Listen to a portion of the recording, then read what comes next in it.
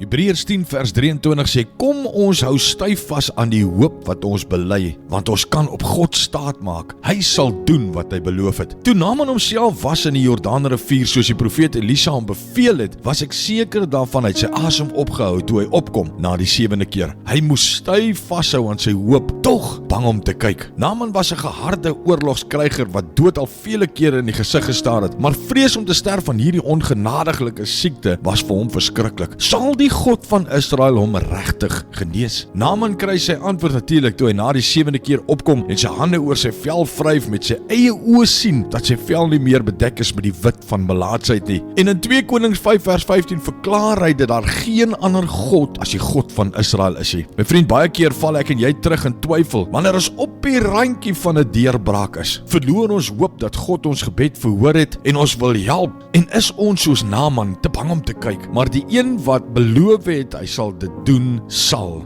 dit doen. Jy mag dalk ondergaan vir die laaste keer, maar Jesus sal jou nooit los in die middel van die storie nie. As jy net weer opkom, besluit om weer diep asem te haal, kan jy verwag dat hy gedoen het wat hy gesê het hy sal doen. Abba Vader, dankie vir u beloftes in die woord. Dankie vir so baie keer in die woord wat u sê, u sal dit vir ons doen, u sal vir ons deurkom. Dankie Here. Maak nie saak waartoe ons gaan en hoe dit lyk nie, dat ons kan hoop en kan vertrou en kan weet u sal doen wat u gesê het u sal doen. Ons bid dit in Jesus se naam. Amen.